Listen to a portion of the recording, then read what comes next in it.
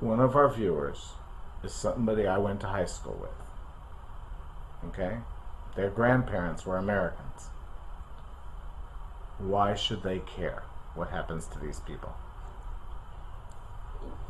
So many people misunderstand the whole dynamic of domestic violence and sexual assault. I think it's not happening to them or their friends.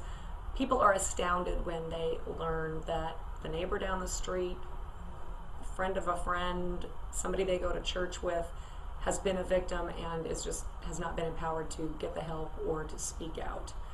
So, on the one hand, we've got just anybody in the community who might have been affected by this, filtering down to the neediest of the needy who have zero resources. If we don't care about everybody and try to help them, nobody gets helped. And we shove it under the carpet, and these become issues that nobody talks about, and they damage our society. A third of American women could expect to be raped in their life. Do you think that that's still an accurate number? And what about men? The study just came out, and it was 1 in 4 women and 1 in 6 men have been sexually assaulted in their lifetime. And that's a big chunk of our population. It's a ton of people. And when you think that 3/4 of those sexual assaults are by someone that the victim knows, these aren't strangers jumping out of bushes. They're people that are known and trusted and are part of our society and part of that person's life. Otherwise, they couldn't get access to you. Think of the damage that it's doing to young people, who are at the most risk. Not that sexual assault doesn't happen to everybody, but we're really looking at that teenage through 25-year-old group of people in our community who are in tremendous risk of being sexually assaulted. Part of breaking the cycle of violence is educating women about what that cycle looks like, so that in the future, if they find themselves in a relationship, they see those red flags. They say, oh, he's really controlling, he's very jealous, all of those things that we know are precursors to the violence. So half of it's education. It's absolutely educating victims about what to watch for. One of my favorite things ever is if you're given an ice cube, how do you make it round? Everybody says, oh, you chop the corners off and stuff. You apply heat. You just melt the thing and refreeze it.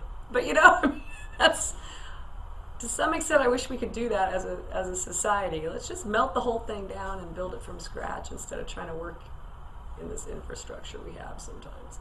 We had to do that to some extent at Weave when we lost about $500,000 all in 1 year. I said, we can't, it's not business as usual. We're going to look at everything, nothing is sacred, and we, in 1 day, laid off 22 people. Oh my. Yes, it was. Where'd those people land? Well, we created 12 different jobs, and some of them had the education and experience and interest in those new jobs, but a lot of people just ended up leaving. It was painful, but it made us stronger and kept our lights on and our doors open. When you're going to raise funds, how do you decide which organizations to work with? How do you decide what's worth your time and energy? As a volunteer and donor, or me as a professional? Both. As you as a human being who lives in both of those capacities. I think that when I was first starting out, I didn't think as much about what the mission was of the organization. I like public radio as much as the next person when I first took that job. When I came to Weave, I came here because I knew it would be a very difficult environment for me to work in. I don't gravitate towards people in pain and tend to not want to look at human suffering. Like most of us. Like most of us, but then it was very gratifying. Every day made a difference. I got to a point after 6 years where a number of things were happening, but I couldn't have the conversation with donors that I was having anymore. It was everybody was disclosing to me, and it's a hard conversation to talk to somebody about.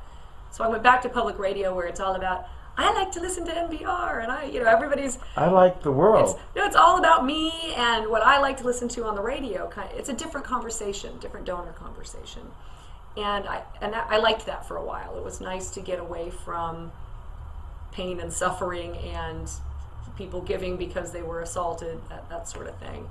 But eventually, all roads led me back to doing this work, where I come to work and I know whatever it is I'm doing is changing or improving somebody's life today. Just because I'm real people that you could point at and say, Susie Jones' life was better because we funded the Rape Crisis Center or whatever, something Absolutely. like that? And I think that for somebody who's looking at a job in fundraising, for instance, be sure it's something you want to talk about all day, because it's going to be your life, and be sure it's something you're really passionate about. And if you're looking to get involved with an organization as a donor or a volunteer, be passionate about it. I mean, my board of directors is outstanding because we're finally at a point where everybody's on it because they are passionate about it and want to go out and raise money. Nobody's just taking up a seat. And too often we get involved in these volunteer things, or because our buddy at church told us to go. Exactly. So I think that you got to have the passion for the mission. One of our viewers is sitting there going, I wish I knew what I wanted to do. I want to do something, but nothing's calling my name. How can they find out where their niche is? I think look for what you wish could be better or different. Look at where you can change or enhance a life, even if it's your own life. I mean, I love the arts. I grew up in the arts. And for some people, their calling is, I want this museum to be bigger and better, or I want all kids to have access to the arts. Whatever it is that you see that there's a hole in our society. And I would encourage people, call executive directors, chat with them, see what they're doing that makes a difference in this world. And watch more of my videos. I have interviews with a number of them. And see what really resonates with you.